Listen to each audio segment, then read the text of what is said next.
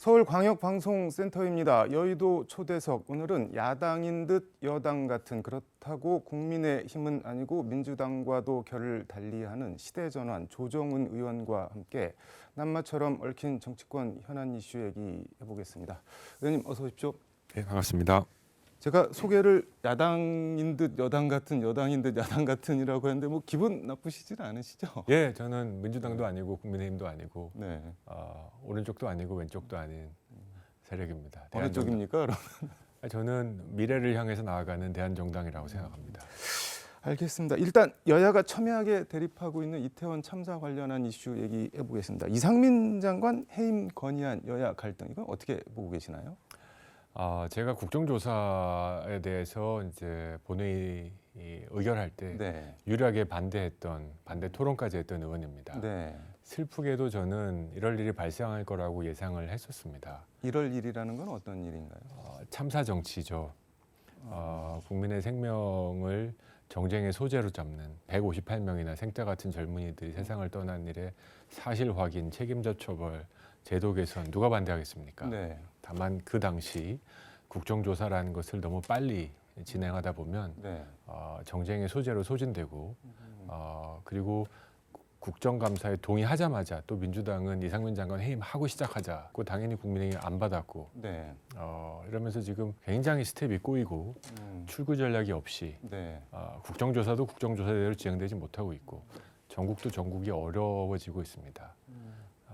저는 참사 정치를 반대합니다. 참사 정치라는 표현을 해주셨는데 이런 참사에 대해서는 정치가 필요한 거 아닌가요? 그 자체를 부정적으로 볼 필요가 있을까요? 근데 지금 정치를 보시면 제도 개선에 대한 얘기는 하나도 없습니다. 지금 세월호 참사가 발생한 지 40 며칠이 지나가고 있는데 이태원 참사. 죄송합니다. 도대체 이게 다음 이런 일이 발생하지 않으려면 무슨 제도를 개선해야 되는지 얘기는 정치권에서 없습니다.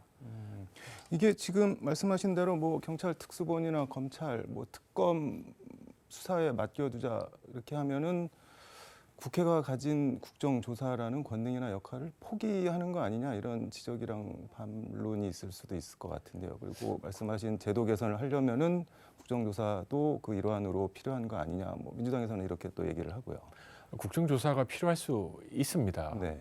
다만 제가 반대했던 건 네. 지금 경찰에서 수사가 진행되고 있고 수사의 과정들이 있는 과정인데 이를 악물고 좀 수사 과정을 지켜보고 세월호 때처럼 뭐 궁금한 몇 시간, 대통령의 몇 시간 네. 밝혀야 될 것들이 있으면 밝히자라는 겁니다. 근데 지금 이태원 참사의 과정에서 정말 야당이 민주당과 정의당이, 저도 야당이니까 주장하는 특정한 뭔가가 있습니까? 국정조사로 밝혀야 될 그 무엇이 지금 무엇입니까? 모릅니다.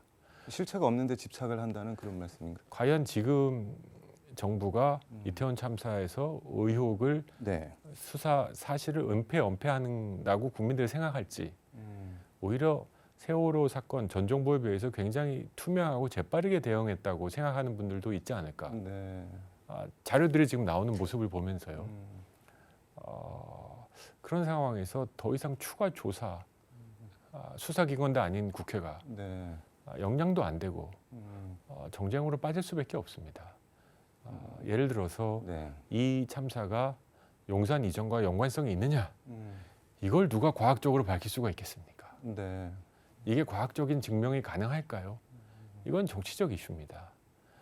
이거를 옮기기를 반대하는 사람들이 이 참사를 참사 정치 이용하는 거죠. 그래서는 안 된다고 생각합니다. 알겠습니다. 어떤 취지 말씀인지 알겠는데 이재명 그 페이스북에 이재명 대표한테 향해서 죽음의 정치를 뭐 그만하시라 이렇게 일가를 하셨던데 이거는 뭐 어떤 취지인 건가요? 제가 다른 이슈인데요. 저는 네. 대장동 의혹, 대장동 게이트, 누가 어떤 일을 저질렀는지 네. 알아야겠습니다. 책임자 처벌해야겠습니다. 가장 중요하게 상상도 못할 정도의 부당이익 환수해야 되겠습니다. 네. 화천대유라는 회사는 11,000% 수익률을 올렸다고 하는데 이게 상상이 됩니까? 환수가 가능한가요, 근데? 부당이익이 밝혀지면 네. 당연히 환수 가능하죠. 기소되고 처벌되면 네. 배임 횡령이니까 가능합니다. 네. 아직 공소 유효 기간이 있으니까 해야 된다고 생각합니다. 자, 이걸 맡고 있는 장애물이 뭐냐? 저는 이재명 당대표가 대장동 특검 하자고 제안했습니다. 네. 대장동 특검의 키맨이 조정훈이라고 언론에서 그러시는데 네. 더 이상 조정훈이 대장동 특검의 키맨이 아닙니다. 저는 동의하겠습니다. 대장동 특검. 조건 하나 있습니다. 이재명 당대표가 당대표직을 내려놓으시면 대장동 특검 도장 바로 찍겠습니다. 법사위 말씀하시는 거죠? 그렇습니다. 이거는 이제 관련 상임위가 법사위이기 때문에 국민의힘이 반대한다 하더라도 제가 동의하면 패스트트랙 진행할 수 네. 있습니다. 제가 왜 당대표직을 내려놓으시라고 요구하냐면 지금 이재명 당대표가 자기가 당대표직을 유지하면서 네. 대장동 특검에 대한 여러 얘기를 하는 것은 정치적으로 보면 진보 진영 전체를 볼모로 잡고 자신을 방어하는 거라고 생각합니다. 절대 그래서는 안 된다고 생각하고요. 그래서 정말로 명명백백하게 밝히고 자신의 결백을 드러내고 싶다면 네. 의원직도 아니고 당대표직 잠깐 내려놓으시고 네. 수사 떳떳이 받으시고 결백이 드러나면 국민들이 더 찾을 거라고 생각합니다. 네. 물론 불법이 드러나면 처벌받아야겠죠. 뭐 그걸 어쩌겠습니까, 그렇죠? 그래서 저는 대장동 특검의 키맨은 이제 이재명 대표 자신이다. 그러니까 대표직 사퇴 의사를 밝히면은 뭐 하시라도 특검에 찬성을. 도장 찍겠습니다. 알겠습니다. 이 얘기는 이 정도로 하고 화물연대 파업 정부 대응 어떻게 보셨나요? 노동이 절대선이고 자본이 절대 악이다라는 입장은 더 이상 네. 지속 가능하지 않습니다. 하지만 반대로 노동이 절대 악은 또 아닙니다. 네. 노동과 자본이 같이 살아야 되는 건데 이번에는 원칙적으로 대응을 한 것이 맞았다 하더라도 네. 앞으로 모든 노동의 이슈를 무관용의 원칙으로 대응하겠다. 노동 너 한번 죽어봐라. 이렇게 갈 수는 없습니다. 정치에서 국민을 이기는 정치는 없습니다. 알겠습니다. 윤석열 대통령이 그제 한덕수 국무총리하고 주례회동에서 법인세 인하랑 한국 전력공사법 개정안 처리를 꼭 집어서 당부를 했는데 한전법 개정안 이게 뭐 어떤 내용인 건가요? 예, 전기값 문제입니다. 우리 한전이 지금 1년의 적자가 30조입니다. 30조나 되나요? 그렇습니다. 29.5조. 30조를 이렇게 어떻게 메꿀까? 네. 이 방법은 두 가지밖에 없습니다. 하나는 전기를 올리든지 네. 또 하나는 세금을 더 내든지. 이것도 싫고 이것도 싫다 그러면 한전 부도, 국가 부도 상황까지 갈 수 있습니다. 네. 아주 솔직하게 우리 국민들에게 말씀드려야 됩니다. 1년에 30조씩 적자가 나서 6개월에 한 번씩 해외 채권 시장에 나오는 한전은 지속 가능하지 않고요. 우리나라 금융 시장에 매기 같은 존재가 되고 있습니다. 그게 무슨 의미인가요? 한전이 채권을 발행하다 보니 네. 다른 사채를 발행해야 될 회사들이 발행이 안 됩니다. 왜냐하면 한전이 설마 망하겠어? 국가가 거의 보증 쓴 거 아니야? 그래서 한전부터 삽니다. 다. 네. 30조씩 돈을 끌어들이다 보니 이제 다른 나도 채권을 좀 발행해야 되는데 근데 국가가 보증해? 아니. 네. 이자율이 20%, 30% 되고 있거든요. 그래서 한전이 적자로 인해서 네. 우리 경제에 악영향을 지금 심각하게 미치고 있습니다. 그래서 저는 전기료 올려야 된다는 생각입니다. 말씀드릴 건 말씀드려야 된다고 생각합니다. 문재인 정부 전기료 하나도 못 올렸죠. 네. 할 말 없습니다. 윤석열 정부도 전기료 올라가면 표 잃을까 봐, 지지율 떨어질까 봐 네. 일단 부채로 충당하자고 하는데 이거 흙 파서 나오는 거 아니거든요. 전기료 인상 이제 해야 됩니다. 근데 한전법 개정안 그 글자를 보면은 그 말씀하신 사채 발행 한도를 현재에서 한 6배 정도까지 크게 올려주는 것 같은데 그게 의안 정보 시스템 보니까 8일 본회의에서 부결이 됐는데 찬성표 숫자를 보니까 국민의힘 의원들도 다 찬성을 안 한 것 같은데 이게 대통령 관심 사항인 줄 모르고 있는 건가요? 아니면 알면서도 반기를 들었다고 봐야 되나요? 그 부결이 되고 본회의장이 웅성웅성하더라고요. 네. 민주당도 웅성웅성하고 국민의힘도 저 뒤쪽에 있는 원내대표단들끼리 모여가지고 이게 어찌 된 일인지 저는 오히려 잘 됐다고 생각합니다. 잘 됐다. 예, 한전의 전기료 정상화에 대한 자구책 없이 무턱대고 부채 발행 한도만 늘려주고 그러면 한전은 지속 가능하지 않은 폭탄 네. 돌려막기입니다. 근데 그 법안 부결된 다음 날 국민의힘 김성원, 구자근 의원이 같은 취지 법안을 각각 대표 발의했는데 이거는 이게 대통령 의중이구나 하면서 이제 법안이 다시 올라와서 조금 분위기가 달라지지 않을까요? 그럼 통과될 수도 있지 않을까요? 통과될 수도 있는데요. 네. 저는 무책임한 정치라고 생각합니다. 전기료 올리자라는 말을 네. 해야 됩니다. 국민 여러분들께 말씀드려야 됩니다. 그러니까 이 한겨울에 내복만 입고 네. 실내에서 돌아다녀도 35,000원 전기료 나오는 아무 생각 없이 전기 쓸 수 있는 나라 거의 없습니다. 우리나라도 이제 가능하지 않습니다. 전기료 그거 올리자고 하면은 거의 엄청난 비난 이런 게 의원실로 쇄도할 것 같은데요. 제가 설명드릴 수 있습니다. 그거 아니면 세금 올려야 됩니다. 세금 올리든지 전기료 올리든지 둘 중에 하나입니다. 사채 발행해서 해결할 게 아니다 그런 말씀. 그렇습니다. 저는 고속도로처럼 이용하신 분들이 돈을 내는 원칙이 맞다고 믿기 때문입니다. 한동훈 장관 얘기 좀 잠깐 해보겠습니다. 뭐 김의겸 의원 상대로 10억 민사 손배소 내고 뭐 국회의원들이랑 설전을 하는 것도 그렇고 약간 어떻게 보면 튀는 장관, 뭐 신세대 장관 뭐 이런 모습도 있는데 어떻게 평가하시나요? 연배도 비슷하지 않으신가요? 예, 네. 같은 세대고 학번 동기입니다. 네, 한동훈 장관 제가 봤던 법사위 단호하고 네. 그 언어 선택이 굉장히 정무적으로 굉장히 탁월하다 하는 생각도 있고요. 뒤로 물러서지 않는 점도 있습니다.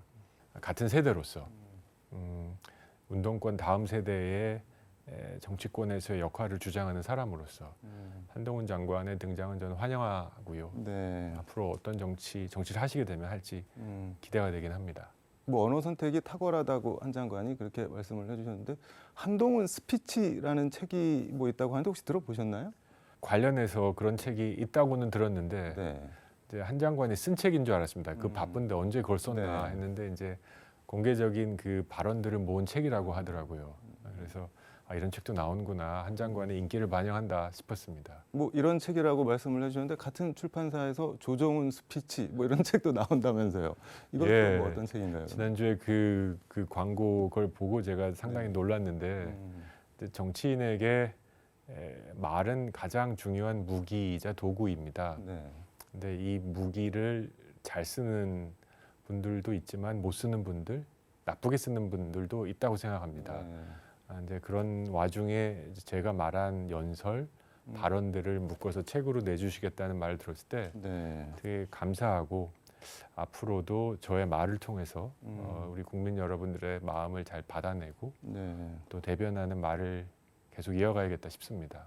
그 예전에 조국 전 장관 처음 뭐 정치권에 나타났을 때 뭐 정치권이 아니어도 뭐 강남 좌파 이런 얘기가 좀 많이 나왔는데 한동훈 장관이나 조정훈 의원님도 약간 비슷한 이미지, 뭐 강남 똑똑이 뭐 이런 약간 이미지가 있는데 앞으로 뭐 어떤 정치를 하실 건가요?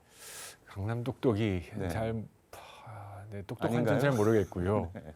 이제 한동훈 장관과 저를 이제 이름이 비슷하다고 그래서 이제 훈훈하다, 훈훈 정치 뭐 이런 얘기를 하시는 분들이 이제 온라인상에서 꽤 많아지신 것 같습니다.